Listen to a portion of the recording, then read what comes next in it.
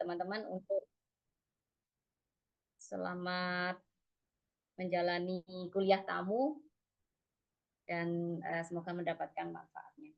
Sekian dari saya. Assalamualaikum warahmatullahi wabarakatuh. Assalamualaikum warahmatullahi wabarakatuh. Assalamualaikum warahmatullahi wabarakatuh. Terima kasih kepada Ibu Fahma, Ibu Alhimni Fahma M.Com kami sampaikan. Sebelumnya teman-teman mungkin dari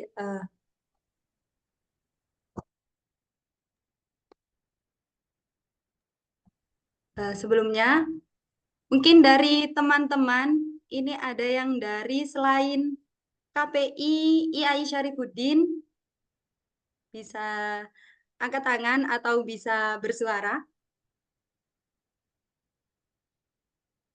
Apakah tidak ada dari selain KPI IAI Syarifuddin? Atau dari KPI selain semester 4? Sepertinya ada.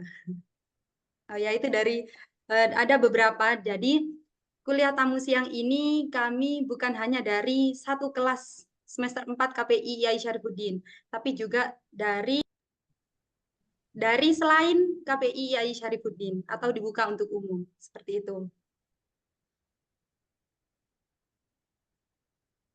Selanjutnya, dalam kuliah tamu siang kali ini dibagi menjadi 2 sesi. Sesi yang pertama yaitu 30 menit pertama pemaparan dari pemateri. Selanjutnya selanjutnya sesi tanya jawab. Kami persilahkan kepada peserta yang mengikuti kuliah tamu siang kali ini, mungkin ada yang ingin didiskusikan dengan pemateri, seperti itu. Sebelumnya kami bacakan dulu kurikulum vitae dari pemateri kami siang hari ini. Langsung saja, nama lengkap Muhammad Faizin Adi Permana, nama panggilan Adi atau Faizin, tempat tanggal lahir 8 Juni 1988,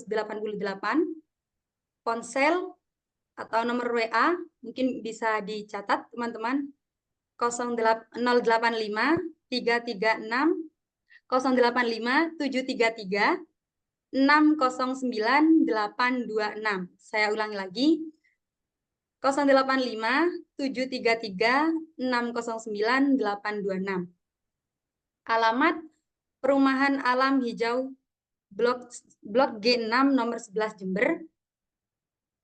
Email faizin.adi01@gmail.com.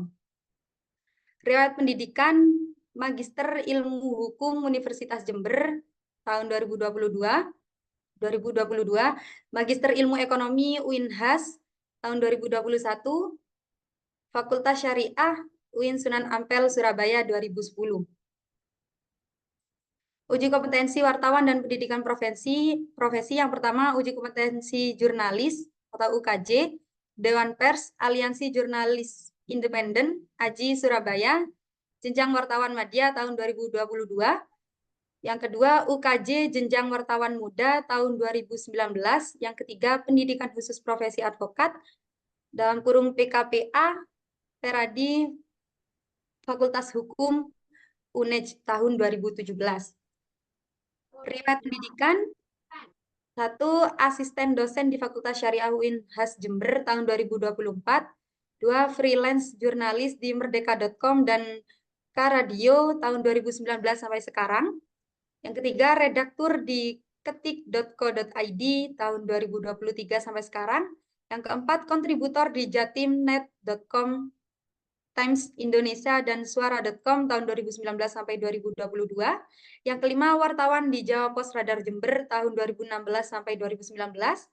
Yang keenam, Berita 1 TV Jakarta tahun 2013 sampai 2016. Yang ketujuh, reporter ekonomi di sindonews.com, MNC Group Jakarta tahun 2013.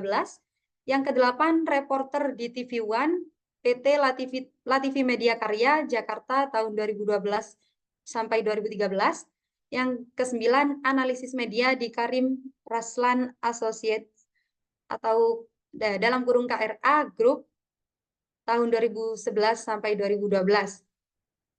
Untuk organisasi yang pertama, beliau mengikuti organisasi Aliansi Jurnalis Independen atau AJI Kota Jember sebagai sekretaris tahun 2020 sampai 2022. Yang kedua, Lembaga Taklim Wan Nashr dalam kurung LTNU PCNU Jember sebagai wakil sekretaris tahun 2019 sampai 2022. Yang ketiga, Majelis Ulama Indonesia atau MUI Kabupaten Jember sebagai anggota Komisi Informasi tahun 2021 sampai 2023. Nah, itulah tadi kurikulum vitae dari pemateri kami siang hari ini. Untuk selanjutnya kami serahkan kepada Bapak Faizin Adi untuk menyampaikan materi pada siang hari ini. Ya, sorry. Ya, Assalamualaikum warahmatullahi wabarakatuh. Selamat siang. Ini kalau ikut fatwa MUI sekarang salamnya nggak boleh agama lain ya. Oke, tapi karena kita Islam semua nggak apa-apa. Assalamualaikum. Pakai salam. Terus terima kasih.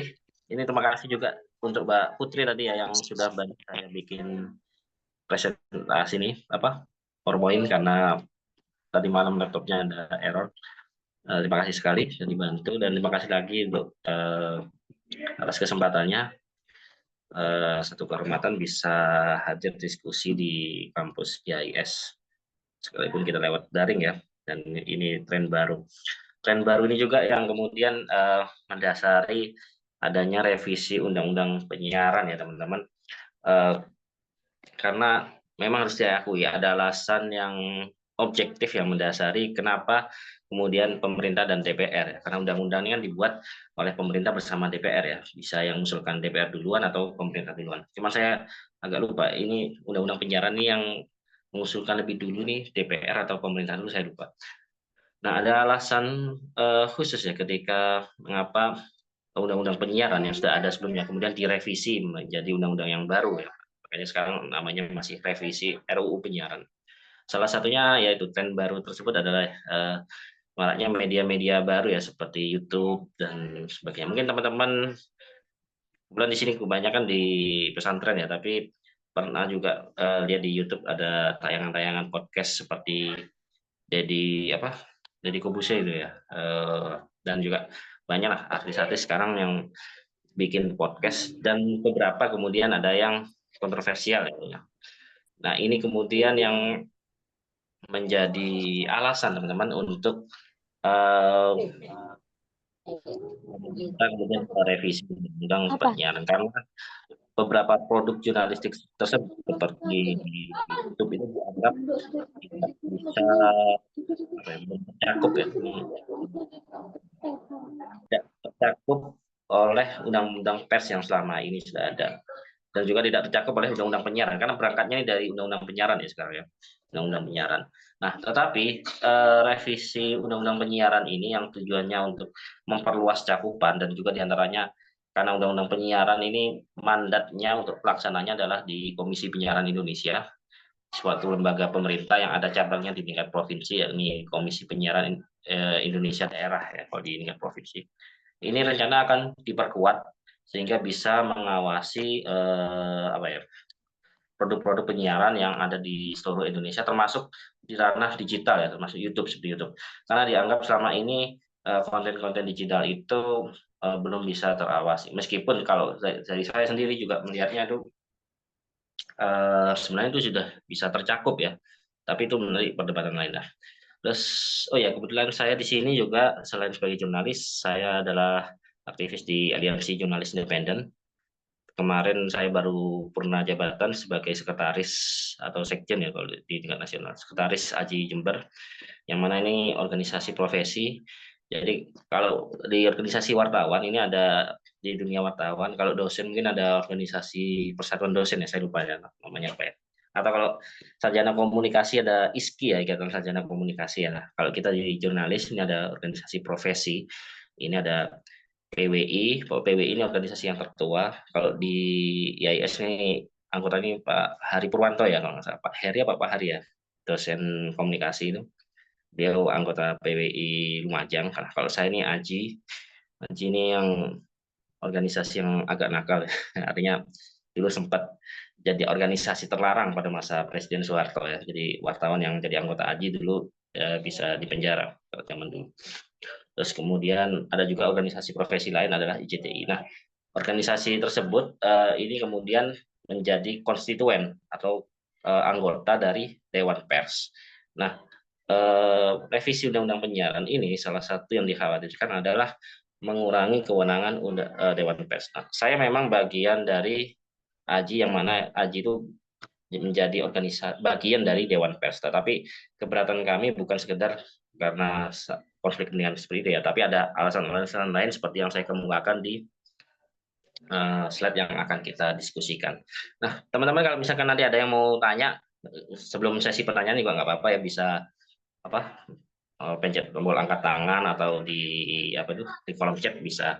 Jadi mungkin saya jelaskan kecepatan atau tiba-tiba ingin tanya takut nunggu sesi tanya jawab nanti kan kelupaan ya, mungkin takut, nggak apa-apa langsung tanya, saya dipotong nggak apa-apa karena kita di sini egaliter ya, jadi nggak ada yang senior atau enggak.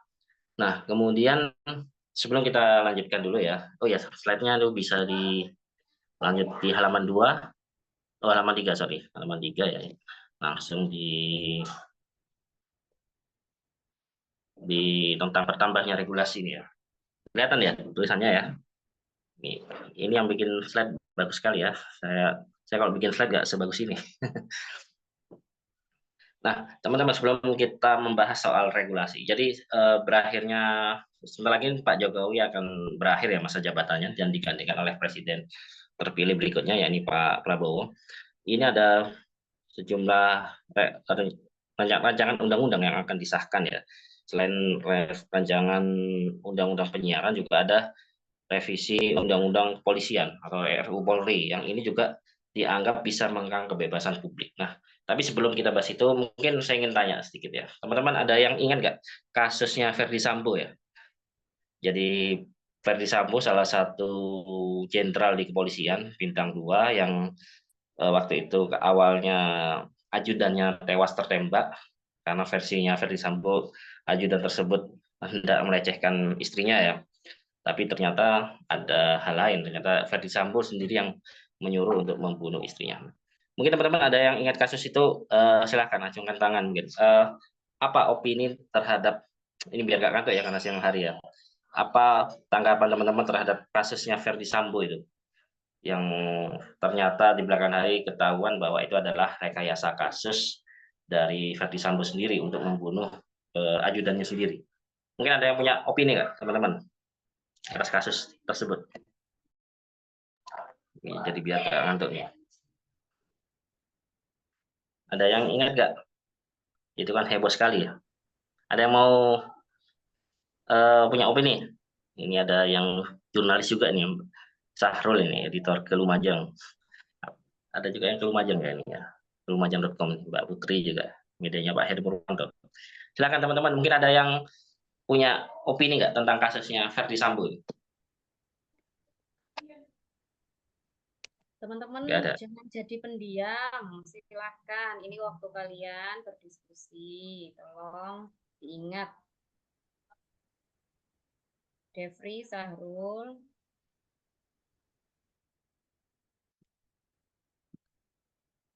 Ada ingat nggak? Oke, kalau nggak ada nggak apa-apa ya.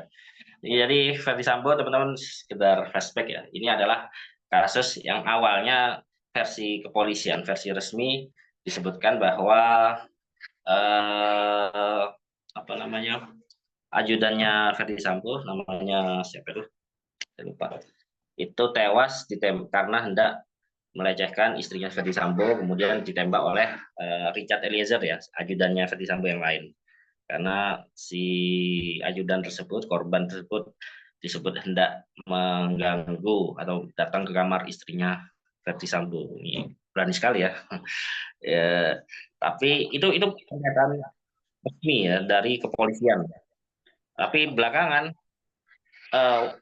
warga net juga ya, masyarakat dan juga pers itu curiga. Masa iya sih seorang ajudan pangkatnya rendah gitu berani melakukan pelecehan seksual terhadap istri komandannya sendiri. Jadi kalau dalam perspektif gender ini ada teori relasi kuasa yang tidak imbang ya antara terduga pelaku dengan korban. Pada umumnya kasus kekerasan seksual ini ada yang melibatkan namanya relasi kuasa ya.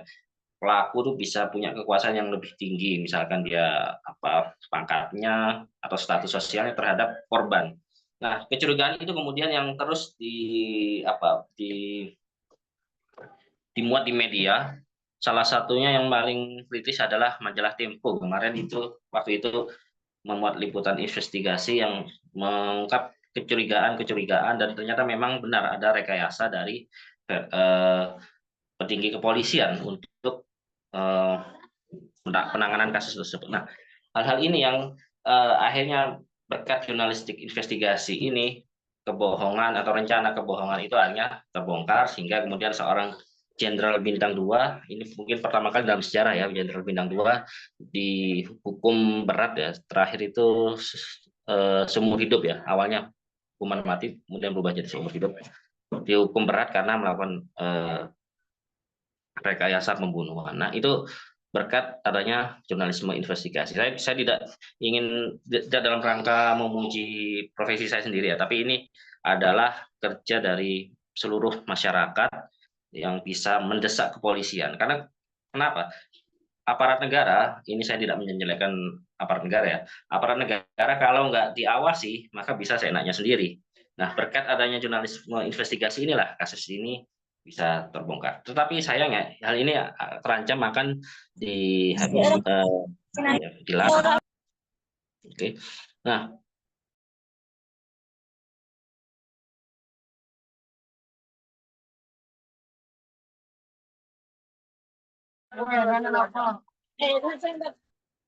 Maaf, Mas Adi termute iya. tadi. Oh, oke. Aman ya. Nah, sekarang ini selain RU penyiaran juga ada rancangan undang-undang kepolisian yang akan memperbesar kewenangan kepolisian. Jadi polisi sekarang bisa menyadap ponsel kita. Kalau selama ini polisi itu baru bisa menyadap kalau ada perintah pengadilan. Juga bisa menggeledah tanpa izin pengadilan. Nah, ini hanya menimbulkan reaksi keras dari masyarakat sipil, termasuk dari ABDI ya. Terus kemudian slide keempat ya.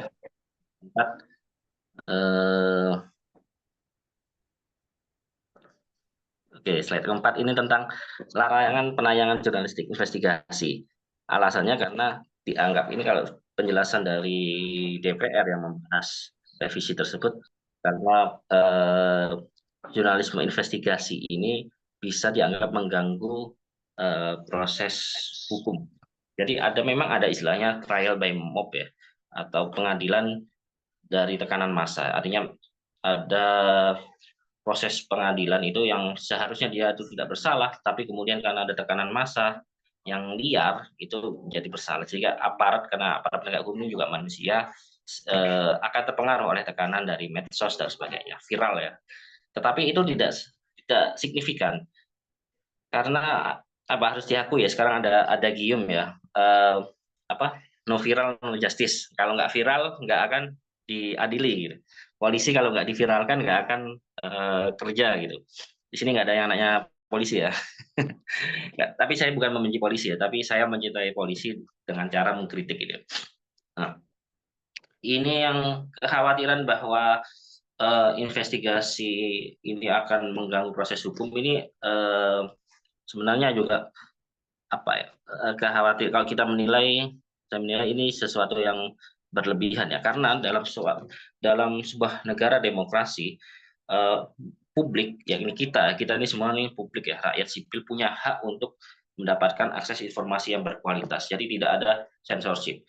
Ini berbeda dengan di negara yang tidak demokrasi seperti Korea Utara. Kalau Korea Utara, kalau teman-teman kan sering lihat ya di medsos bagaimana Kim Jong Un itu mengatur rakyatnya ketika rakyat Korea Utara kelaparan, tetapi oleh pemerintah yang disebut kelaparan ini karena ulah dari negara-negara asing yang benci pada Korea Utara. Padahal kelaparan di Korea Utara ini karena ketidakbecusan pemerintah dalam mengelola perekonomian di negara tersebut.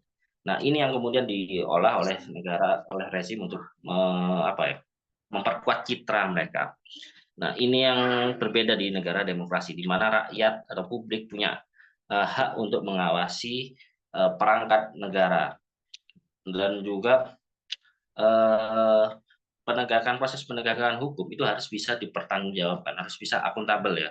Salah satunya adalah bisa dipertontonkan di masyarakat, sehingga masyarakat bisa melihat sejauh mana aparat penegak hukum itu bekerja dengan benar. Seperti kemarin kasusnya Vina ya, entah itu saya tidak dalam posisi menyebut yang kasus viral Vina itu pembunuhnya itu memang beneran yang ditangkap atau enggak ya.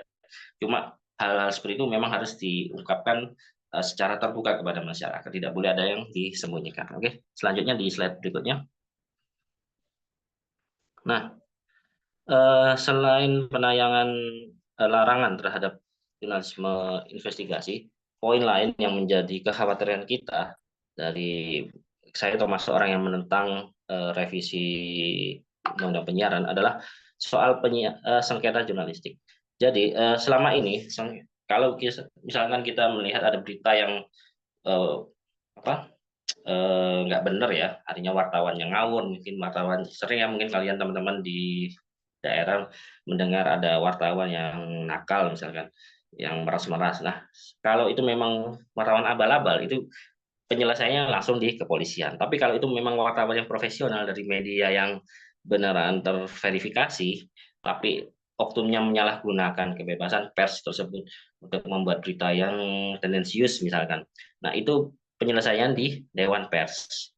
Kenapa? Karena ini untuk meminimalisir kalau memang kesalahan dari media tersebut adalah misalkan kurang akurat, artinya tidak ada unsur jahat ya, tidak ada unsur, tapi eh, kurang akurat atau tendensius, misalkan medianya itu terafiliasi ke calon bupati tertentu, kemudian ini kan mau pilkada ya, kemudian membuat berita yang menjelek-jelekan calon bupati lain. Nah, itu bisa diselesaikan di Dewan Pers.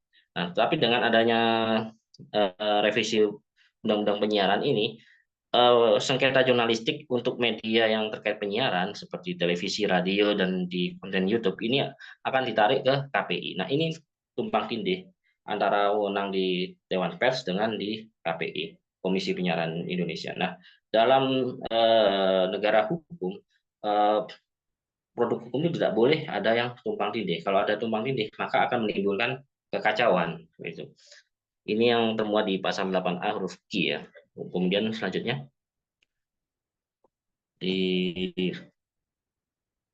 nah, kita tetap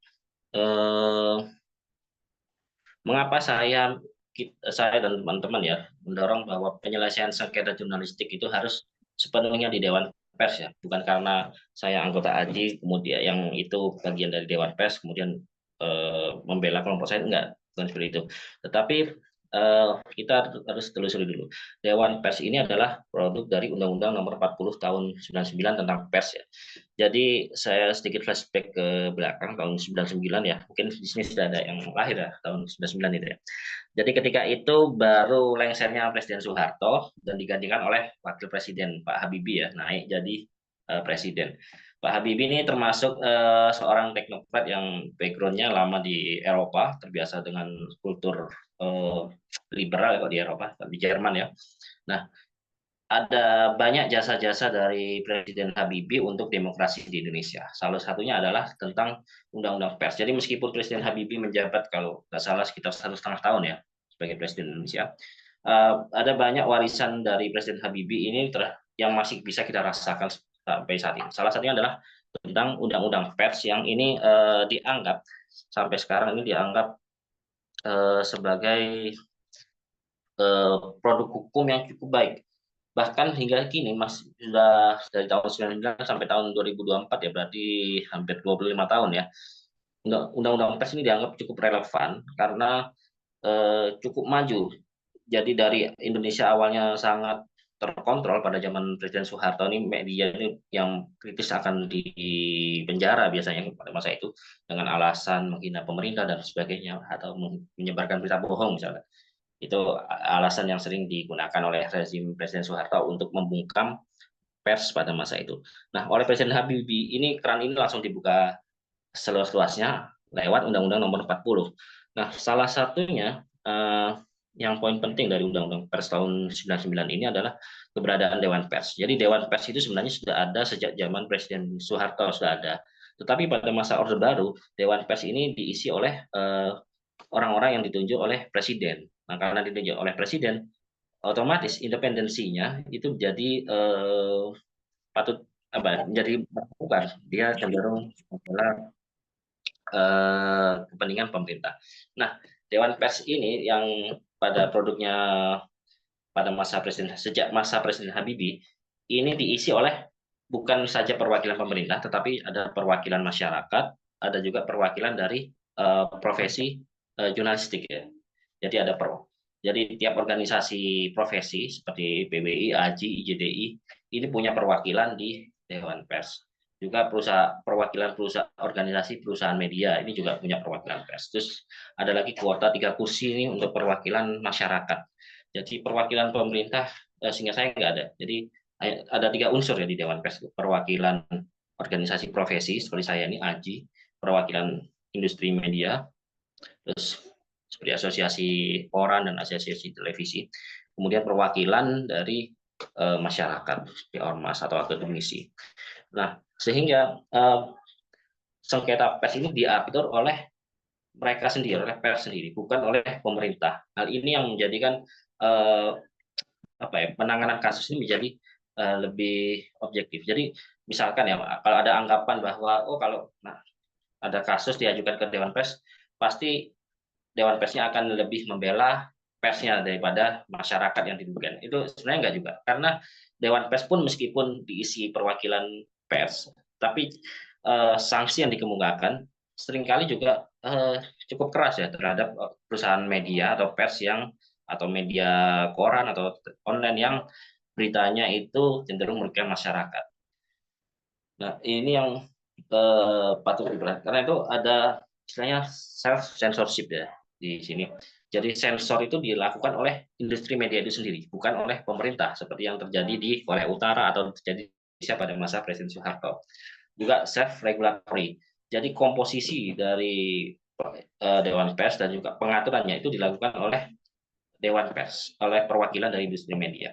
Dan juga ini sebagai catatan menarik ya, Undang-Undang Pers ini satu-satunya undang-undang di Indonesia yang aturan turunannya itu tidak dibuat oleh pemerintah. Jadi di Indonesia nih dalam tata hukum, undang-undang ini dibuat oleh pemerintah dan DPR. Kemudian aturan pelaksananya yaitu peraturan pemerintah ya, ini dibuat oleh eksekutif peraturan pelaksana dari undang-undang.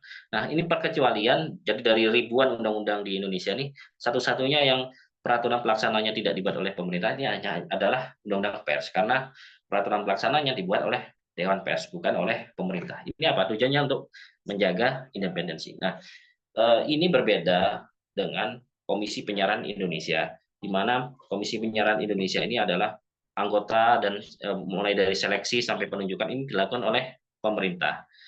Sehingga ketika ada sengketa jurnalistik yang masuk ke Komisi Penyiaran Indonesia, ini dikhawatirkan nanti pelaksanaannya menjadi bias gitu ya. Itu seperti itu. Terus karena KPI ini sepenuhnya penunjukan oleh pemerintah dan DPR. Oke, lanjut. Ini memang RUU penyiaran ini hendak memerangi hoax dan ujaran kebencian. Untuk itu kita memang sepakat ya, hoax dan ujaran kebencian itu harus diperangi. Yang ini banyak bertebaran di media sosial. Tetapi definisinya ini tidak boleh diserahkan kepada aparat. Misalkan ya, dulu itu pernah ada kasus di Solo, ada orang komen di anak muda ya, komen di akun media sosial, komen di Instagramnya Polres Solo atau Instagramnya Gibran ya, waktu itu Gibran masih wali kota Solo. Dia komen kritik Gibran, tapi dengan bahasa yang mungkin agak alay ya.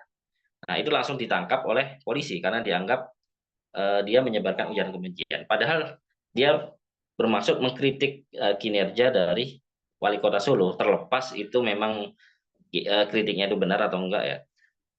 Karena kritik ini bisa debatable ya. Saya mengkritik Gubernur Khofifah misalkan, bisa saja karena dianggap ini enggak becus ngurusi jalan. Tapi itu bukan berarti saya membenci Gubernur Khofifah kan, seperti itu. Nah, hal-hal ini yang dikhawatirkan akan menjadi bias ketika kewenangan untuk menentukan tafsir mana ujaran kebencian, mana hoax itu diserahkan kepada aparat pemerintah. Dalam hal ini adalah KPI. Ini bisa berpotensi mematikan kritik dan juga penyalahgunaan kewenangan negara seperti yang terjadi di Indonesia pada masa Orde Baru. Dulu pada masa Presiden Soeharto, orang kalau mengkritik Pak Harto itu bisa dianggap PKI, bisa dianggap eh, menyebarkan atau provokasi, padahal belum tentu dia ingin mengkritik negara gitu. Oke, selanjutnya terakhir. Nah, ini mungkin nanti kita bisa diskusi lebih lanjut ya. Eh, Ya, standing position yang ingin saya sampaikan. Jadi saya di sini tidak netral, tetapi saya berpihak. Kenapa? Kalau di AJI ini ada istilah independen, itu bukan berarti netral ya, tapi independen itu kita bisa berpihak, tetapi dasar keberpihakan kita adalah untuk kepentingan publik, bukan untuk kepentingan pragmatis atau politis ya. Jadi standing position saya, eh, kebebasan pers ini harus dijaga dari ancaman-ancaman seperti salah satunya revisi undang-undang penyiaran. Ini kebebasan pers ini harus dijaga bukan sekedar untuk kepentingan wartawan ya, bukan karena saya wartawan terus kemudian saya membela kebebasan pers, tapi ini untuk yang lebih luas ya, karena kebebasan pers ini adalah satu sekrup dari yang lebih aspek yang lebih luas ya. Ini kebebasan masyarakat untuk berekspresi ya. Ini prasyarat dari sebuah negara demokrasi. Jadi ini yang harus dijaga. Tujuannya apa? Salah satunya adalah agar masyarakat bisa mendapatkan akses informasi yang berkualitas seperti jurnalisme investigasi ini. Kalau dalam tingkatan jurnalistik ini adalah level tertinggi ya dari jurnalistik, karena ini cukup sulit ya jurnalisme investigasi, membongkar kecurangan-kecurangan. Nah, ini yang harus kita jaga agar kontrol publik terhadap alat negara ini bisa terjaga dengan baik, itu teman-teman. Monggo silakan jika ada saya kembalikan kepada moderator ya untuk pertanyaan atau diskusi lebih lanjut. Sorry kalau molor ya. Baik, terima kasih pemaparannya kepada Bapak Muhammad Faizin Adi. Baik, teman-teman, mungkin ada dari yang telah disampaikan oleh pemateri kita siang hari ini, mungkin ada yang ingin didiskusikan. Bisa langsung angkat tangan.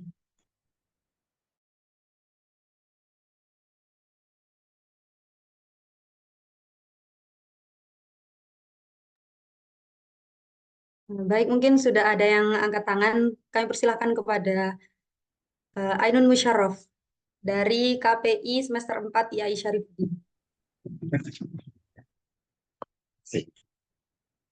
Assalamualaikum warahmatullahi wabarakatuh. Waalaikumsalam warahmatullahi wabarakatuh. Perkenalkan, nama saya Ainun Musyarof dari Prodi Komunikasi Penyiaran Islam Institut Agama Islam Syarifuddin semester 4. Pertanyaannya dari saya, berbincang tentang RUU penyiaran.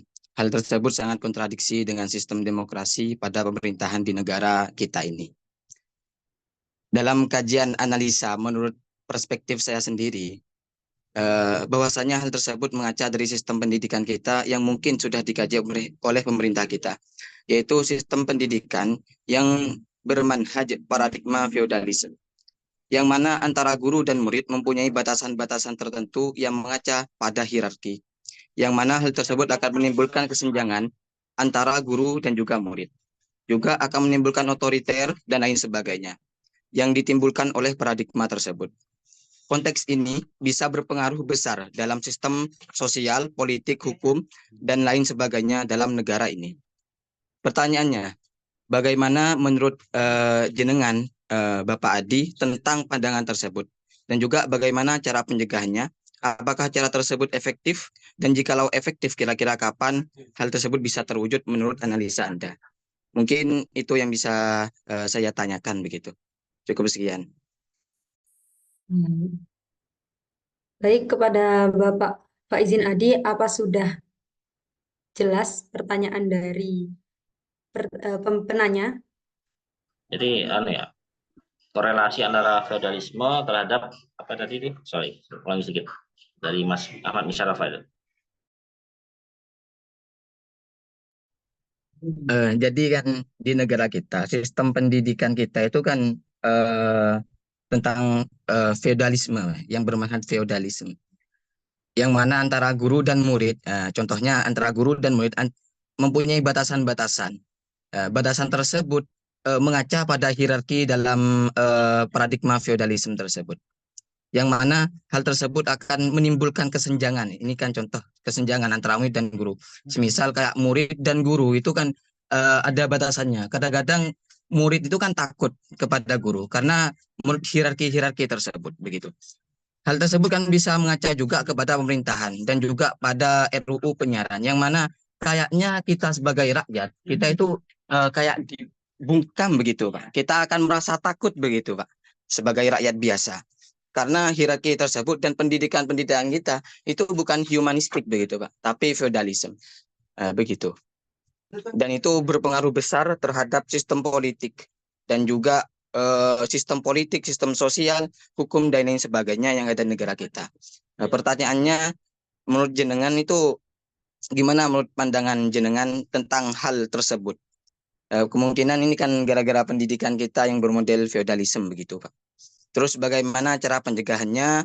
Apakah cara tersebut efektif? Dan jikalau efektif, kira-kira kapan hal tersebut bisa terwujud menurut analisa Anda? Begitu. Mungkin begitu. Oke, saya bisa nangkep dulu. Terima kasih. Ini langsung saya jawab atau nunggu pertanyaan yang lain?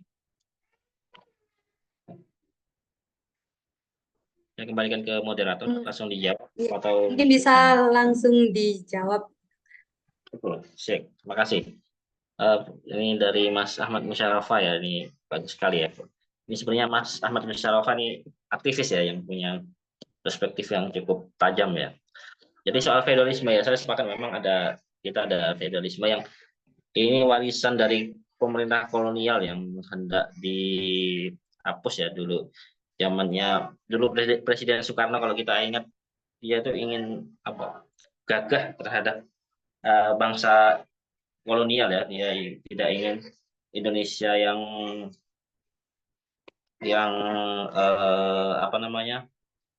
Indonesia yang negara bekas jajahan ini jadi kayak sungkan terhadap atau nggak pede terhadap orang-orang Barat. Nah, itu yang hendak dihapuskan oleh Presiden Soekarno. Tetapi memang tidak bisa dan feodalisme ini masih cukup mengakar ya di negara kita, termasuk dari aspek pendidikan. Dan ini juga saya tidak tahu kalau di kultur pesantren ya, karena di yayasan kan kampus pesantren saya tidak mengomentar itu.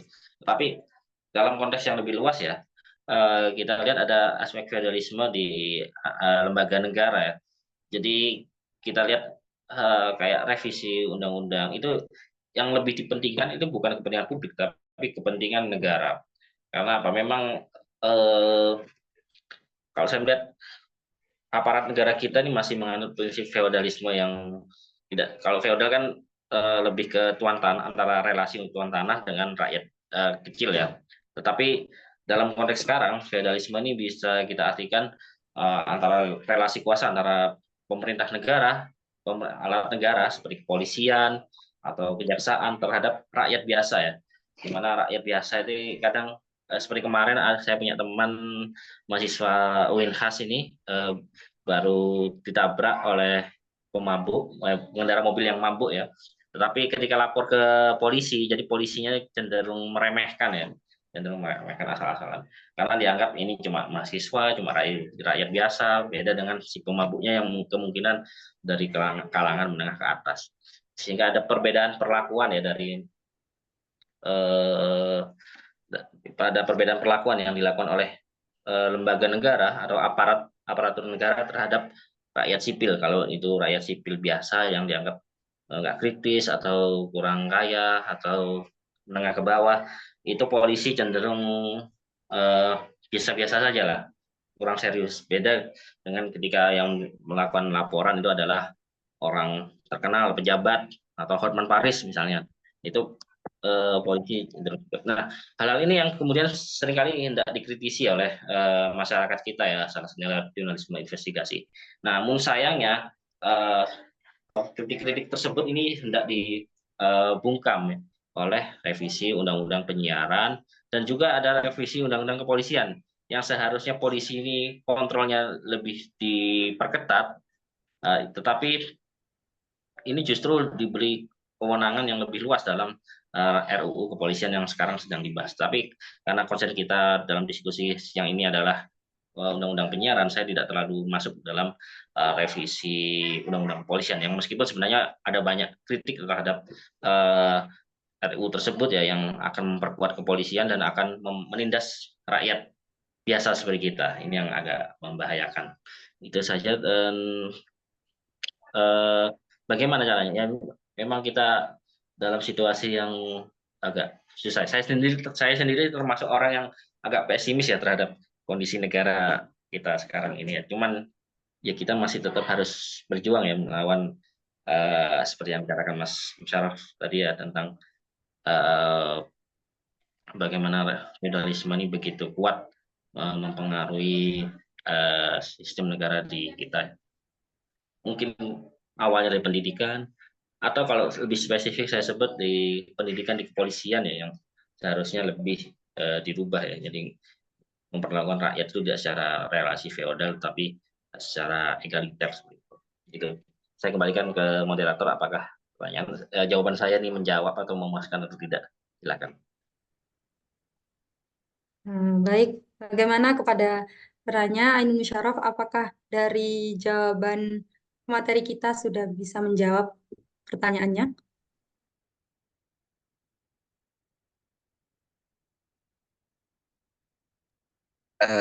Pak, mungkin saya bertanya lagi ya. Mengenai ini kan tentang RUU penyiaran begitu Pak. Untuk RUU penyiaran tersendiri, mungkin itu menurut analisa saya sendiri itu Pak. Perspektif saya sendiri itu kan dari feodalisme itu lah. Gara-gara pendidikan dari bawah itu bisa mengakar sampai ke atas begitu Pak. Yang saya tanyakan itu kan tentang wewenang yang atas gitu Pak. Kayak DPR itu kan RUU itu kan yang mengesahkan itu kan pemerintah, terutama juga DPR begitu Pak. Di sana itu kan pasti ada salah satu dari sebab musababnya itu kan salah satunya itu Pak, dan juga otoriternya itu begitu Pak. Yang saya tanyakan itu mengenai tentang RUU penyiaran, kira-kira menurut pandangan jenengan itu ya Pak ya, pendidikan kita ini kan memang menurut pandangan jenengan harus dirubah begitu. Namun jikalau undang-undang pers itu mengaca pada feodalisme juga, maka seterusnya kita akan dibungkam gitu Pak. Dengan cara gimana sebagai jenengan Dewan Pers itu bisa melakukan hal-hal tertentu supaya tidak menjadi begitu Pak. Yang yang bisa kita lakukan adalah ya kita bersuara ya soal pembungkaman tersebut ya.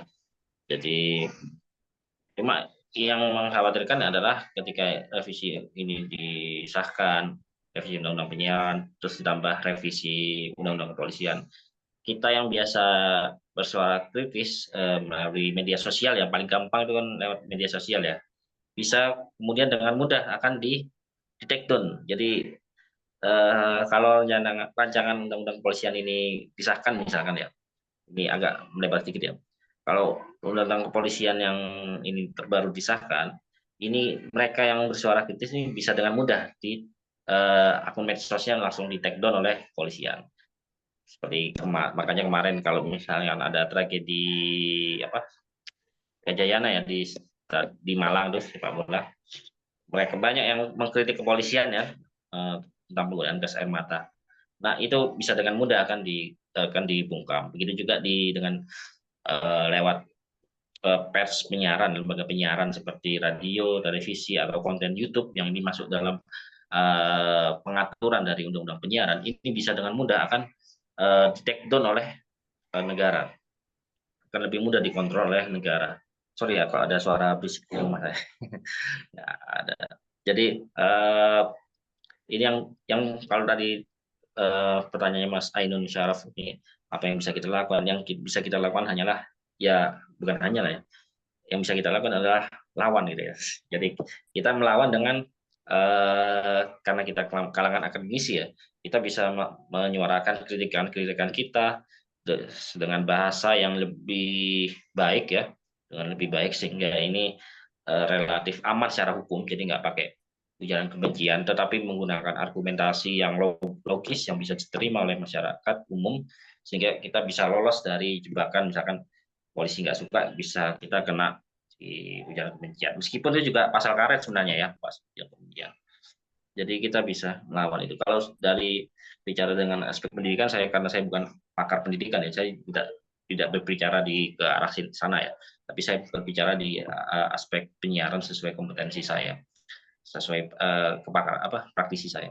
Jadi yang bisa kita lakukan adalah terus bersuara, termasuk dengan adanya era digital ini memungkinkan media-media alternatif ya. Kalau zaman dulu ketika masih Orde Baru di mana internet juga belum ada, orang kalau mau mendirikan media harus melalui prosedur yang cukup rumit ya ke perizinan ke pemerintah, karena harus ada surat izin usaha penerbitan pers dulu SIUP. Karena medianya waktu itu cuma cetak, radio dan televisi. Tapi sekarang kan sudah bebas, orang mau mendirikan media nih bebas ya, nggak perlu harus izin dan sebagainya gitu.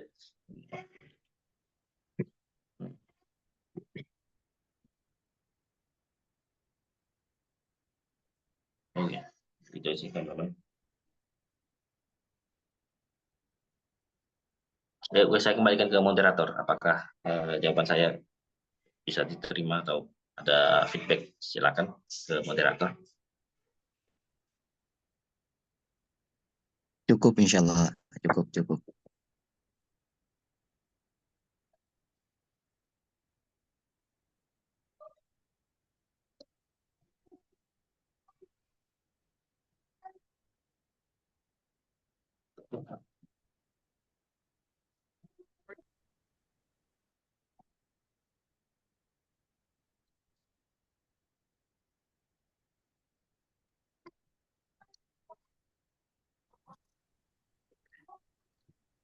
Izin Bu, Pak.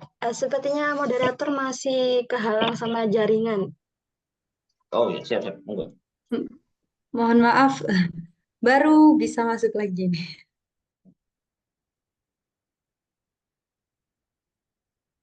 Silakan.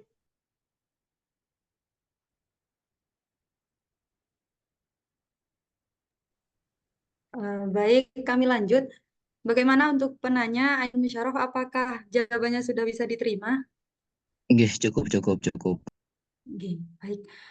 Mungkin kami persilakan lagi kepada teman-teman yang ingin bertanya kepada pemateri. Bisa langsung angkat tangan.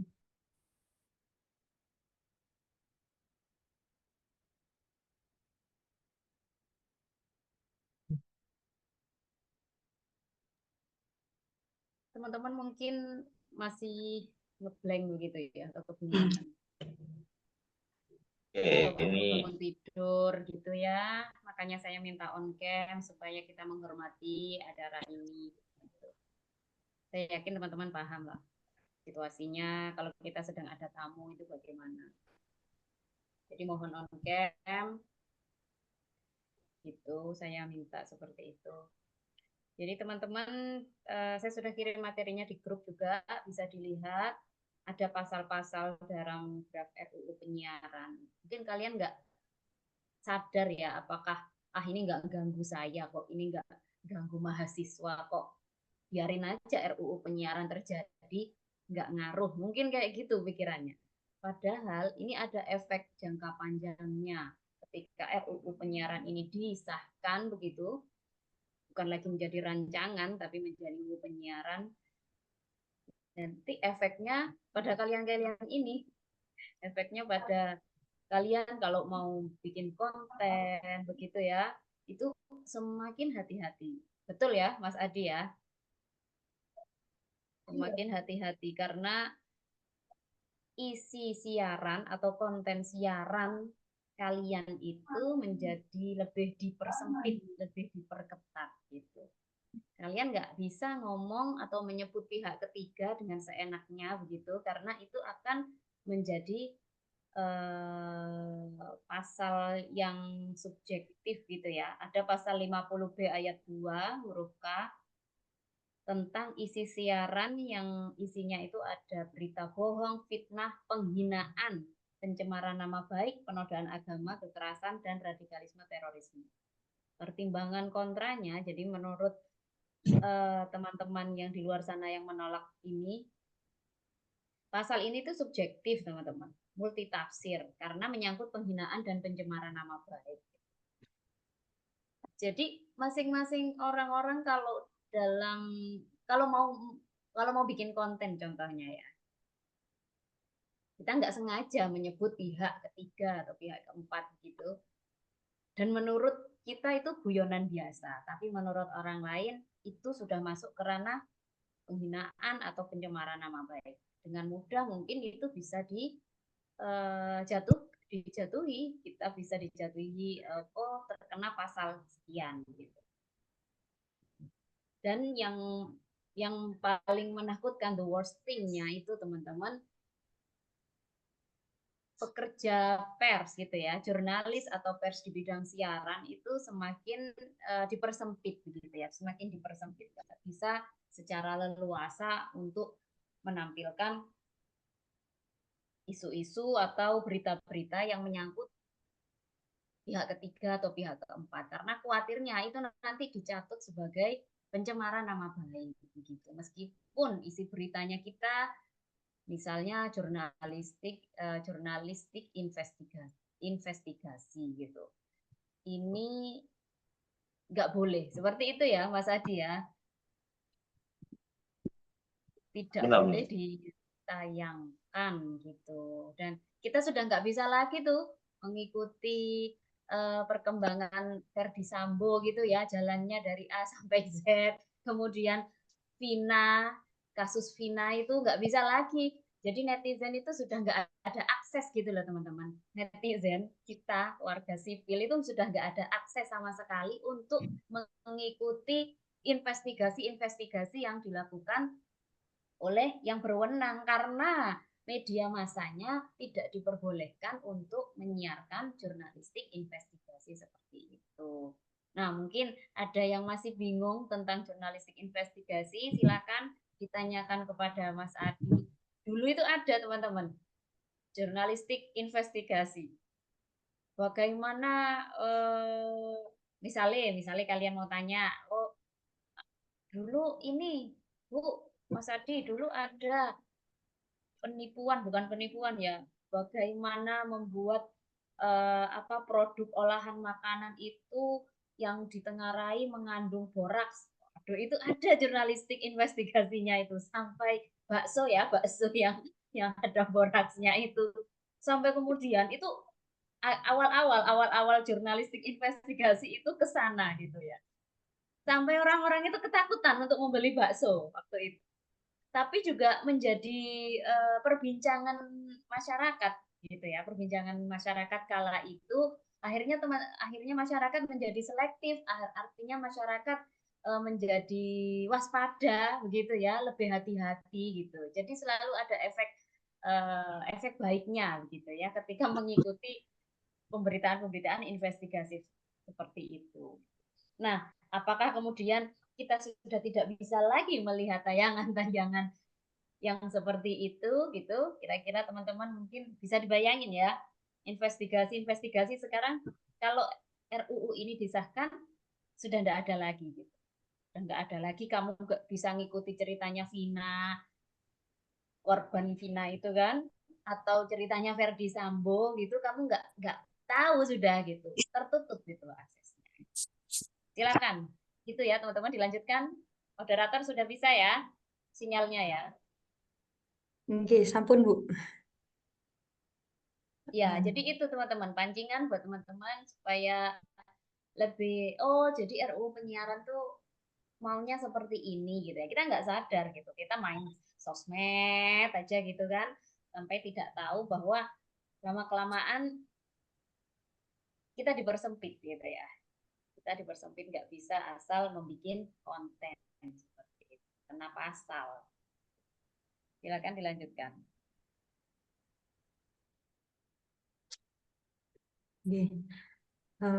Bagaimana teman-teman, mungkin masih ada yang mau didiskusikan lagi?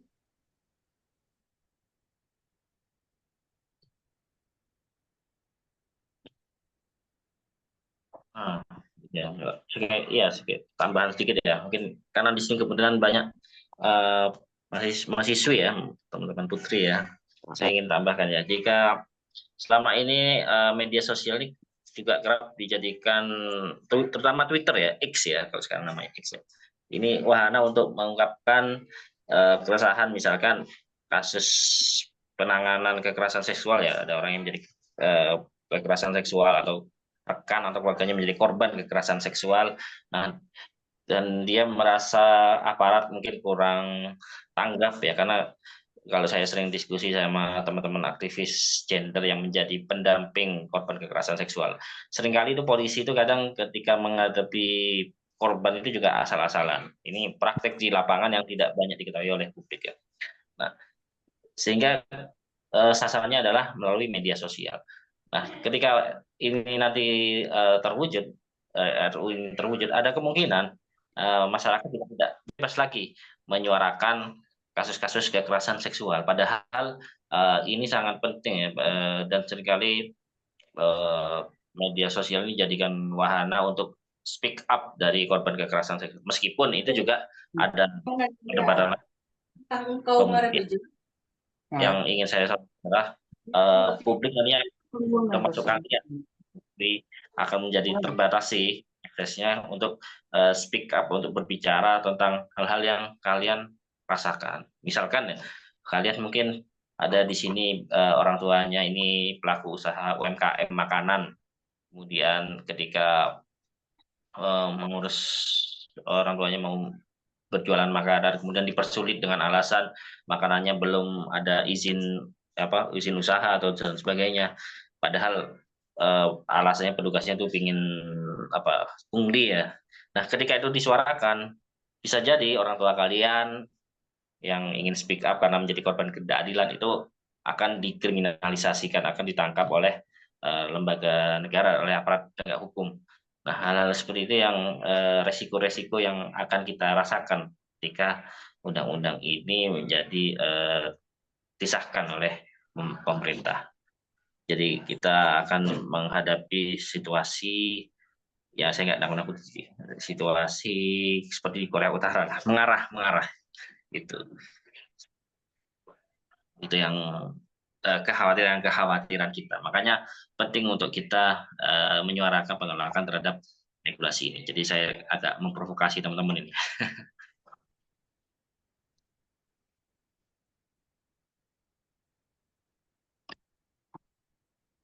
Itu saya serahkan kembali ke moderator kalau ada yang ingin diskusi, atau nanti mungkin teman-teman yang mungkin sungkan diskusi lewat langsung bisa lewat WhatsApp seperti yang saya chat tadi ya, tadi saya tinggalkan nomor WA saya, barangkali teman-teman setelah ini ada yang ingin unek-unek atau apalah, atau bertanya tentang hal lain terkait komunikasi atau tentang jurnalistik, bisa teman-teman sampaikan lewat email atau WA saya. Silakan, saya kembalikan ke moderator. Baik, terima kasih Pak atas materi tambahannya. Bagaimana, apa masih ada yang mau didiskusikan lagi, teman-teman?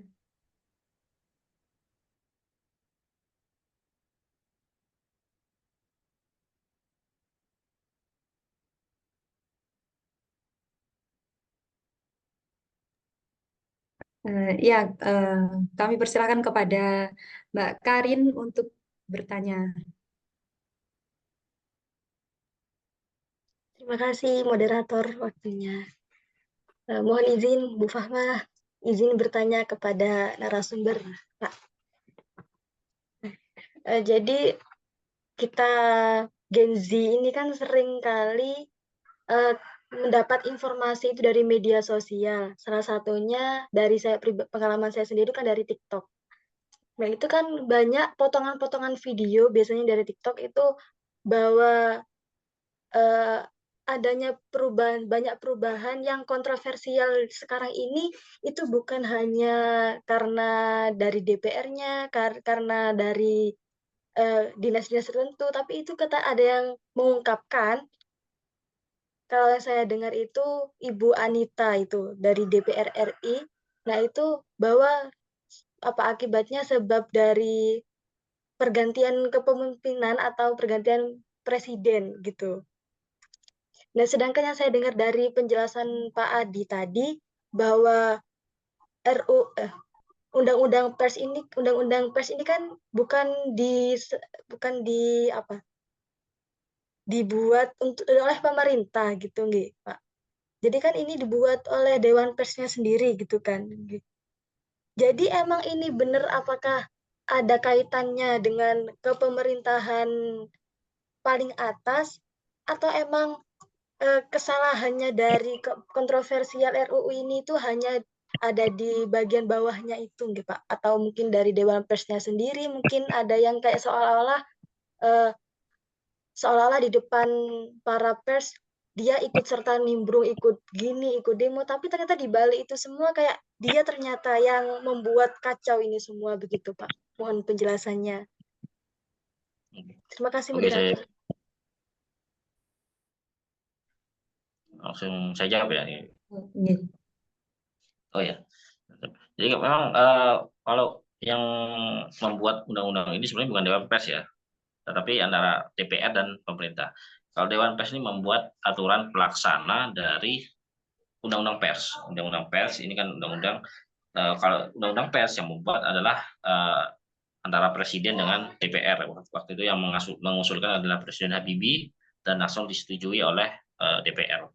Prosesnya cukup cepat ya, waktu tahun 1999 itu. Nah, kemudian dibuat setelah undang-undang disahkan, otomatis ada peraturan pelaksana. Nah, peraturan pelaksana ini kalau dalam tata hukum negara kita ya tidak boleh bertentangan dengan aturan di atasnya ya, sama kayak kalau kalian mungkin belajar apa Al-Quran dan hadis ya, juga produk fikih ya, nggak boleh kan produk fikih ini kemudian bertentangan dengan Al-Quran atau hadis ya, kecuali mungkin kalau sekilas apa seolah-olah berbeda, tapi ada penalaran yang lebih lanjut. Nah, begitu pula dengan sistem tata hukum kita ya, tidak bisa peraturan pelaksana di Dewan Pers ini bertentangan dengan Undang-Undang Pers. Nah, yang jadi itu kalau di Undang-Undang Pers, tetapi yang jadi fokus diskusi kita adalah Undang-Undang Penyiaran, yang memang irisannya akan bertabrakan dengan Undang-Undang Pers. Dan Undang-Undang Penyiaran ini saya kurang tahu ya, ini yang mengusulkan DPR atau pemerintah. Motifnya apa saya kurang tahu juga, tetapi memang ini menjadi satu ancaman serius terhadap kebebasan demokrasi, kebebasan sipil di negara kita. Nah, ini yang harus kita awasi. Dewan Pers sebenarnya sudah bersuara untuk menolak revisi Undang-Undang Pers karena ada banyak kekurangan seperti yang tadi saya paparkan tadi ya, soal tumpang tindih dan juga akan jadi dilematis ya ketika sengketa pers ini ditangani oleh Komisi Penyiaran Indonesia yang itu tidak independen ya. Ini memang judulnya independen tapi seleksinya anggotanya kan murni sepenuhnya penunjukan oleh pemerintah melalui seleksi. Ini berbeda dengan dengan Dewan Pers yang isinya adalah perwakilan dari masyarakat. Itu teman-teman. Kalau jawaban saya, mohon maaf kalau memang kurang puas bisa atau ada feedback lebih lanjut silakan untuk Mbak Karin atau Mbak Putri. Silakan saya kembalikan ke moderator.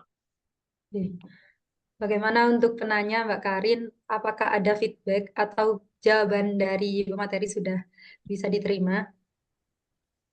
Sudah bisa diterima, tapi izin feedback lain. Ya, silakan. Langsung ke pertanyaan lain gitu. Dari kesimpulannya Bapak, berarti nggak ada kaitannya dengan kayak pemerintahan sekarang atau yang viral-viral itu nggak, Pak? Iya. Iya. Oh iya, kalau saya juga ya kemungkinan ini ada memang dari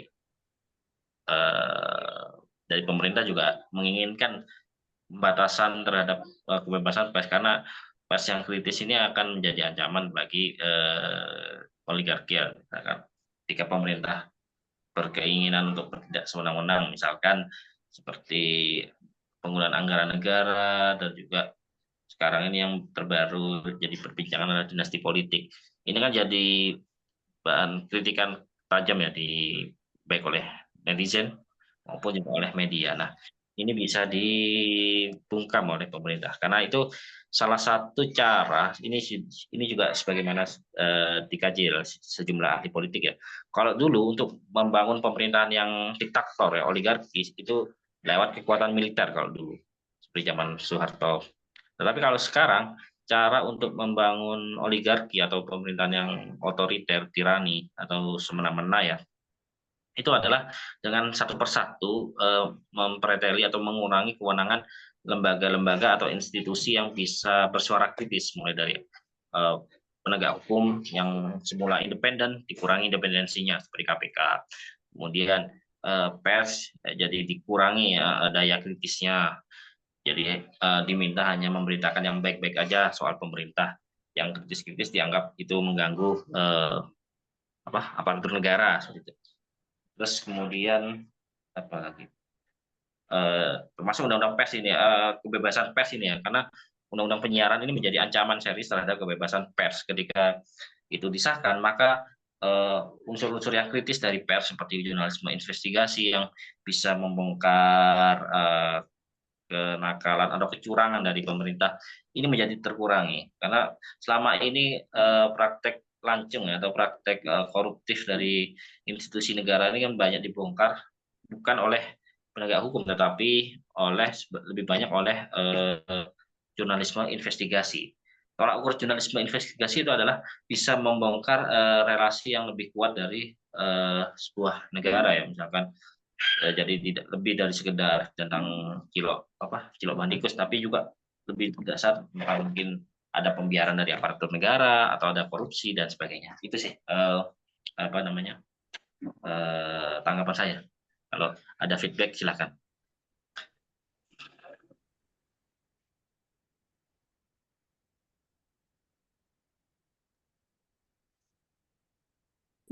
Bagaimana Mbak Karin? Apa masih ada feedback lagi? Izin menyampaikan pertanyaan lain juga boleh, moderator? Silakan.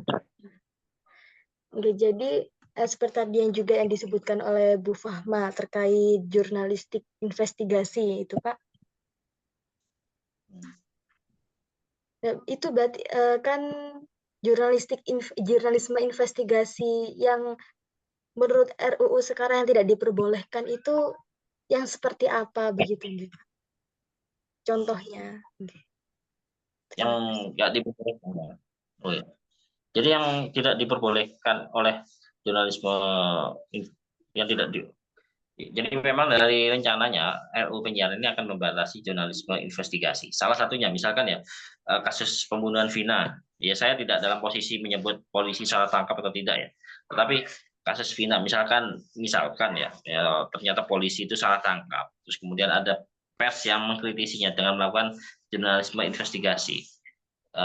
Ternyata polisi merekayasa kasus karena yang penting ada orang yang bisa ditangkap lah, terlepas itu memang benar-benar pelaku atau enggak, yang penting polisi nangkep gitu, dan dia nggak boleh bersuara kritis. Nah ini misalkan itu terjadi, kemudian itu diinvestigasi oleh media atau dilakukan investigasi dan hasil liputan investigasinya dimuat oleh sebuah media lembaga penyiaran, itu akan bisa dipidana atau bisa dikriminal. Karena apa? Alasannya kalau dari perspektif undang-undang penyiaran yang versi yang ini RU ini, liputan investigasi ini akan mengganggu proses hukum yang sedang berjalan.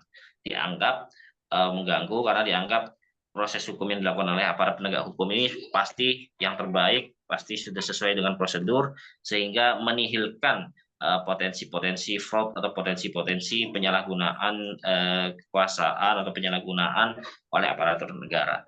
Jadi dianggap suara kritis masyarakat itu pasti salah dan dianggap versi pemerintah itu pasti benar. Padahal kita tahu sendiri seperti kasusnya Ferdi Sambo, aparat sampai saat ini ada kemungkinan melakukan rekayasa proses hukum. Itu sering kali terjadi, dan yang bisa membongkar itu adalah jurnalisme investigasi, dan itu hendak dibungkam oleh revisi RUU penyiaran ini. Itu.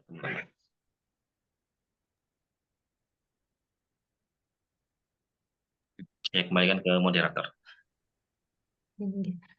Bagaimana Mbak Karin, apa sudah cukup jawabannya atau masih ada yang mau ditanyakan lagi? Nggih, sampun moderator. Terima kasih banyak. Terima kasih, Pak. Terima kasih, bagus sekali pertanyaannya, Mbak. Mungkin ada yang mau ditanyakan lagi teman-teman. Sepertinya tadi masih ada yang angkat tangan.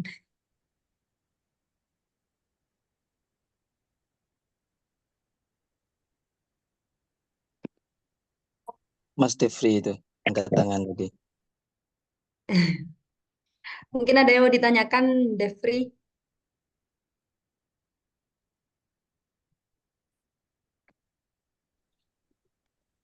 Permisi, Mbak Moderator. Saya mau bertanya kepada narasumber terkait dengan jurnalistik investigasi. Bagaimana cara kita untuk menyeleksi sumber informasi yang tepat atau dapat dipercaya dalam menyelidiki kasus besar di negara seperti tragedi Kanjuruhan. Bagaimana cara kita mendapatkan atau menyeleksi informasi yang dapat kita percaya? Mungkin cukup itu.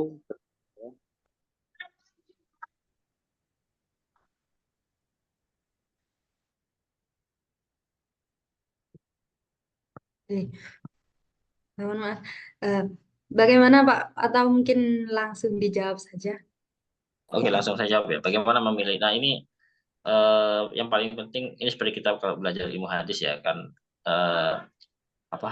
rawinya itu harus tidak hanya matanya tapi kredibilitas dari rawi itu harus kita lihat dengan benar ya. Sama juga dengan kita bagaimana memilah sumber informasi ya. Kita lihat kredibilitas dari lembaga media yang menyampaikan, karena memang benar sih seperti yang disampaikan Mas Devri tadi ya.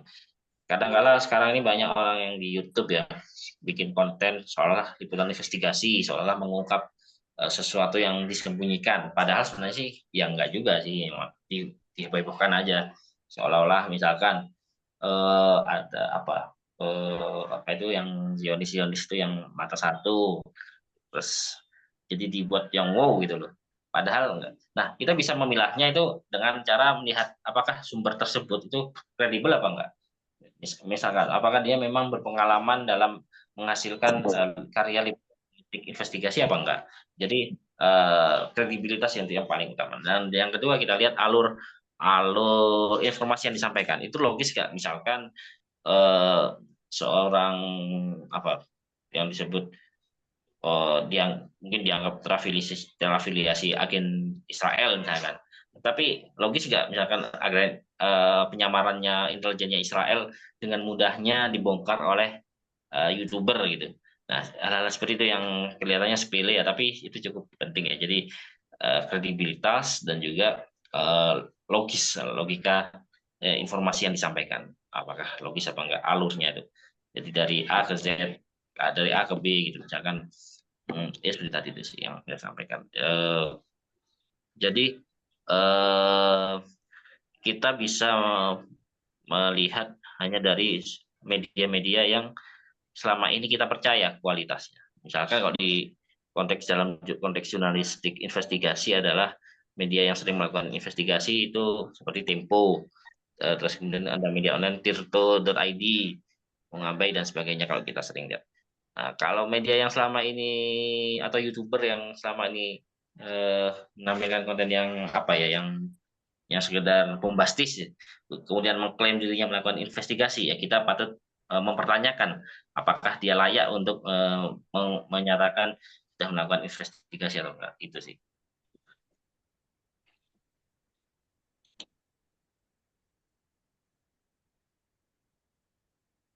Saya kembalikan ke moderator.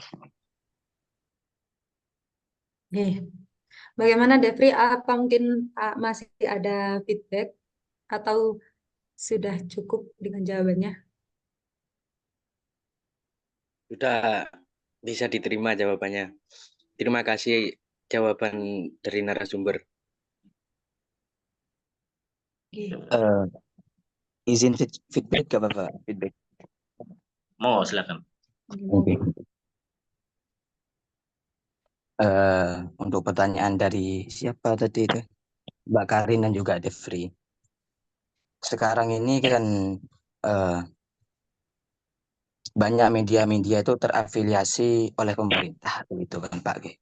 Contohnya pada zaman Pak Jokowi pun itu ada kayak MNC TV itu kan masih terafiliasi oleh pemerintah gara-gara partainya mendukung pemerintah Jokowi, begitu Pak. Di zaman Prabowo untuk tahun depan juga kemungkinan banyak juga gitu yang terafiliasi oleh pemerintah. Pertanyaan saya itu gini Pak, banyak kadang-kadang itu berita sebuah kasus itu ditutupi oleh sebuah berita begitu Pak, ditutupi oleh sebuah berita, ditutupi lagi, akhirnya yang berita yang lalu itu diabaikan oleh masyarakat begitu Pak. Kira-kira hal tersebut, yang pertama, hal tentang terafiliasi itu apakah orang jurnalis yang investigasi itu yang dari terafiliasi oleh pemerintah itu masih mengikuti pemerintah atau independen, begitu yang pertanyaan pertama. Yang kedua itu mengenai tentang hal-hal tersebut, berita ditutupi berita sehingga berita yang lama itu sudah menurut masyarakat masyarakat seperti saya ini kan awam gitu, kayaknya apa ya Pak ya, kayaknya ada kasus yang ditutupi kayak Antam kemarin tuh kayaknya ditutupi sehingga apa ya, ditutupi oleh kayak pilkada 40 tahun gitu, tidak boleh boleh di bawah 40 tahun sekarang sudah ditutupi oleh Tapera dan juga RUU begitu Pak. Hal tersebut bagaimana menurut pandangan jenengan begitu? Sekian. Terima kasih. Iya tadi pertanyaannya kalau saya yang tangkap itu soal ya, mungkin yang sering disebut ini pengalian isu ya. Nah, jadi apakah ini berita ini ditutupi, misalkan sedang heboh Tapera ya, banyak orang yang protes dengan kebijakan Tapera, kemudian ada berita lain misalkan pembunuhan ini atau apa. Nah, itu bisa saja kita menyimpulkan adanya pengalian isu ya, atau untuk menutupi sebuah sorotan publik terhadap kinerja pemerintah misalkan. Tetapi hal yang jadi objek untuk menutupi itu harus sesuatu yang memang terkesan dibuat-buat gitu ya. Misalkan gimmicknya presiden yang ngomong lucu misalkan, itu untuk menutupi seolah-olah ada ketidakberesan dari penyelenggara negara misalkan. Jadi tapi kalau misalkan yang berita yang mengalihkan itu sesuatu yang terjadi secara alami, misalkan gunung meletus atau ada ada peristiwa kecelakaan, itu rasanya kalau logika kita, masa iya sih pemerintah orang itu sampai mengorbankan nyawa untuk menutupi satu kasus tertentu. Nah, itu yang maksud saya. Jadi kita menilai sesuatu itu ditutupi atau enggak itu berdasarkan logis enggaknya sih itu peristiwa itu terjadi. Itu sih. Oh ya, kalau ada yang kurang silakan. Tadi saya agak yang slip ya, memperhatikan pertanyaannya Mas Devri. Monggo saya kembalikan ke moderator atau Mas Devri. Bagaimana Ain Musyawarah, mungkin ada feedback dari jawaban Terik atau sudah bisa diterima? Feedback untuk yang jurnalis yang terafiliasi oleh pemerintah itu kayak TV-TV ternama begitu, itu gimana? Oh iya, benar-benar. Ya, soal yang media terafiliasi itu akan mengurangi tingkat kepercayaan publik terhadap jurnalistik yang dihasilkan. Kita tidak sepenuhnya bisa percaya ya terhadap produk, kita menjadi tidak sepenuhnya percaya terhadap produk jurnalistik atau karya jurnalistik atau informasi yang dihasilkan oleh media pers yang terafiliasi atau tidak independen, seperti kemarin tuh MNC, kok dulu tuh ada TV One ya.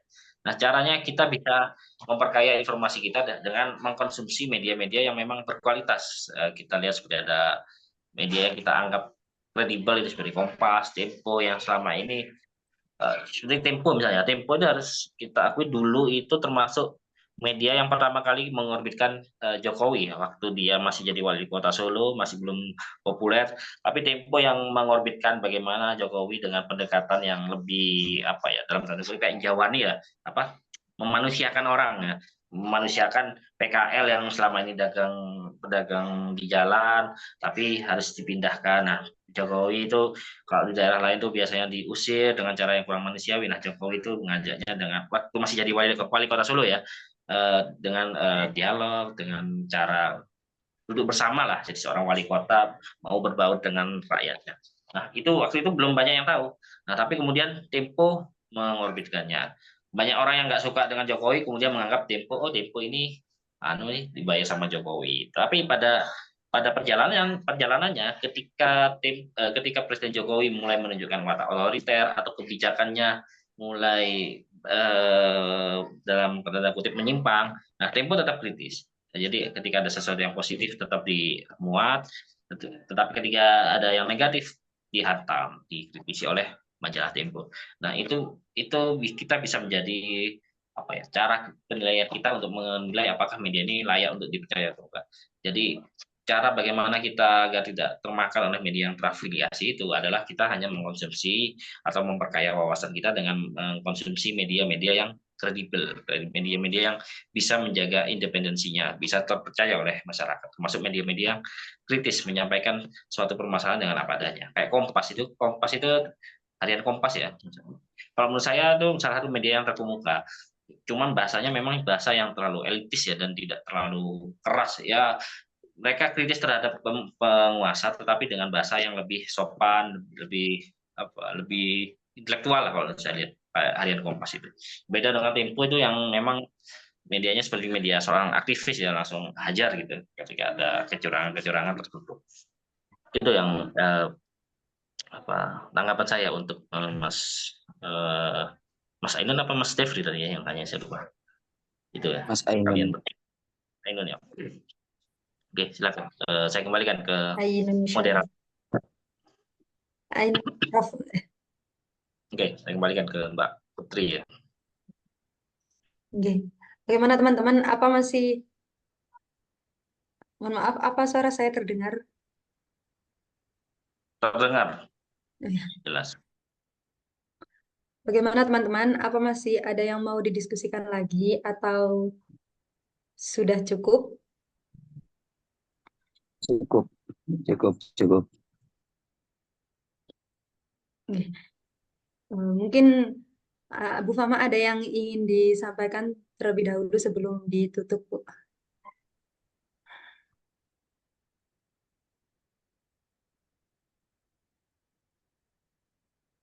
Silakan moderator untuk merangkum apa yang disampaikan oleh narasumber dan juga penanya.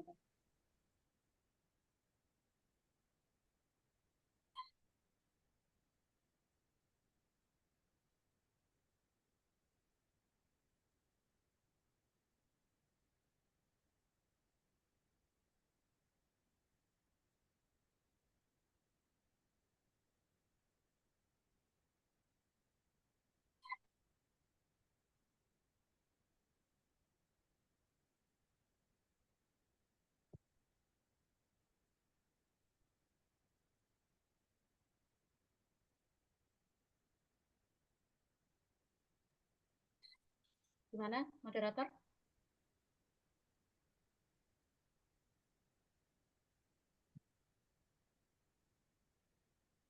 Baik, Bu, sebentar.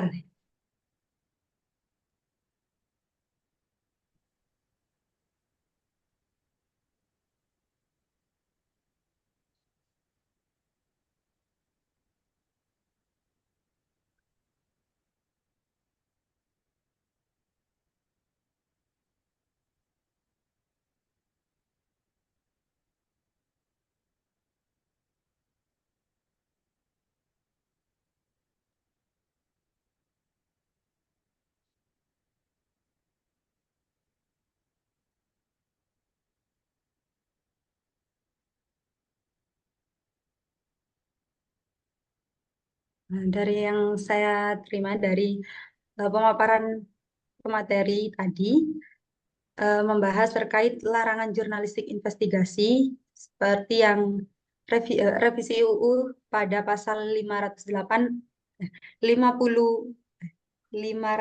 ayat 2. Kemudian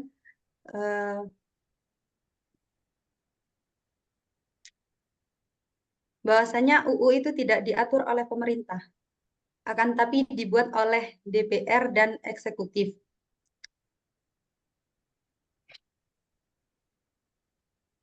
Kemudian untuk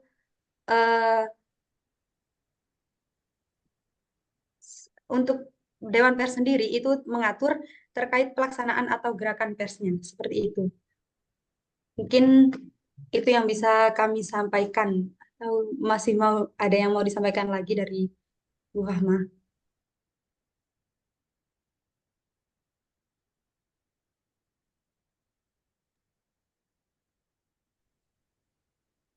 Terima kasih Mbak Moderator. Mudah-mudahan tadi yang awal ada catatannya ya sampai akhir. Teman-teman juga yang mengikuti kelas ini semoga bisa dapat pencerahan ataupun kebingungan juga nggak apa-apa. Karena kan kalau nggak bingung sama sekali, nggak paham sama sekali malah bahaya kan begitu. Ya ini adalah upaya saya untuk teman-teman di kelas manajemen media massa itu supaya lebih paham ya ternyata ada isu di luar sana yang selayaknya bagi mahasiswa itu untuk ditanggapi, untuk tahu lah, minimal tahu lah. Anak-anak KPI, anak komunikasi penyiaran Islam itu ngerti isu apa sih sekarang yang sedang hangat dibicarakan. Oh, isu tentang RUU penyiaran, RUU kepolisian begitu. Karena memang isu-isu ini yang bersinggungan dengan jurusan kalian begitu. Jadi saya rasa ada ikhtiarnya saya di sini gitu ya untuk membawa teman-teman itu untuk lebih aware dan lebih paham tentang isu-isu nasional, isu-isu di luar sana yang menyangkut kepentingan umat atau kepentingan audiens lah kalau kita mengarahnya ke media massa begitu. Nah, demikian teman-teman, mudah-mudahan bermanfaat. Terima kasih untuk kehadirannya. Baik yang tanya maupun yang tidak tanya, tapi akan ada perbedaan dengan yang tanya, dengan yang aktif, dengan sama yang pasif, ada perbedaan nanti ya. Gitu teman-teman.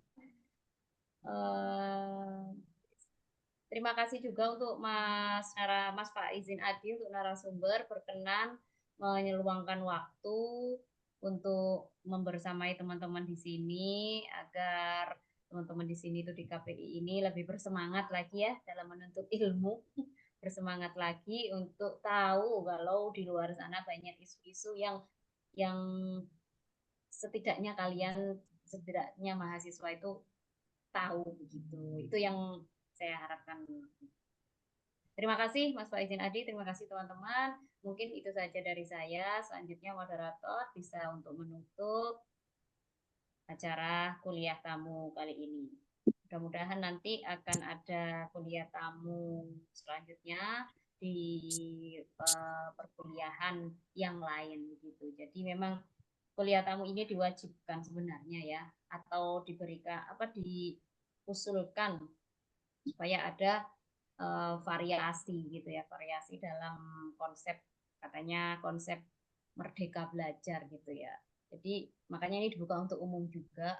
Oh, teman-teman di luar sana yang nggak masuk jurusan KPI itu ternyata juga bisa untuk gabung di kelas-kelas seperti ini gitu. Mungkin di jurusan lain nanti akan ada juga kuliah-kuliah seperti ini yang dilakukan oleh praktisi, baik Zoom maupun di luar Zoom. Terima kasih, silakan saya kembalikan kepada moderator. Terima kasih teman-teman semua. Jangan lupa absensinya. Absensinya mungkin dibuka 5 menit setelah acara ini ditutup. Jadi biar teman-teman segera absen dan langsung ditutup begitu saja ya. Baik, terima kasih Bu Fahma selaku dosen pengampu mata kuliah manajemen media massa kami, dan terima kasih juga kepada pemateri kami siang hari ini Bapak Faizin Adi. Setelah ini, setelah ditutupnya langsung jangan langsung keluar ya teman-teman, ada sesi foto bersama. Mungkin itu saja dari kami. Mohon maaf yang sebesar-besarnya apabila banyak salah kata yang kurang, ada salah kata dan ada kata yang kurang berkenan di hati jenengan semua. Assalamualaikum warahmatullahi wabarakatuh.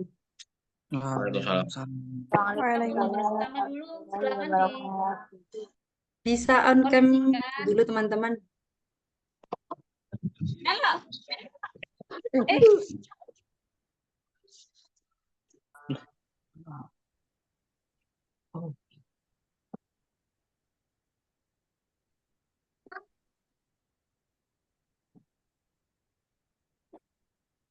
Bisa on cam dulu teman-teman. Mau di SS dulu, screenshot terlebih dahulu. Saya hitung 1, 2, 3. Satu lagi. 1, 2, 3. Siap, sampun. Terima kasih teman-teman. Terima kasih. Terima kasih teman-teman. Mohon maaf Pak. kalau ada. Terima kasih teman-teman. Ini yang habis skripsi juga hadir tadi. Wes, mantap. Siap hadir, Bu. Yang mau wisuda ini hadir di sini juga. Terima kasih. Mohon maaf kalau Terima ada salah. kasih Mas Adi, makasih teman-teman, makasih sudah hadir menyemarakan kuliah tamu kali ini. Dapat apa Kak teman-teman tuh yang skripsi dapat apa teman-teman? Dapat hikmahnya. Dapat Ya, makasih Mas Adi. ilmu yang bermanfaat, Bu. Kayaknya nih arek-arek ini. Siapa tadi? Moderator Putri. Saya mau kasih saran ya. Untuk moderator nggak bisa cuman menjadi Enggak, Bu. nyambung lidah umat begitu.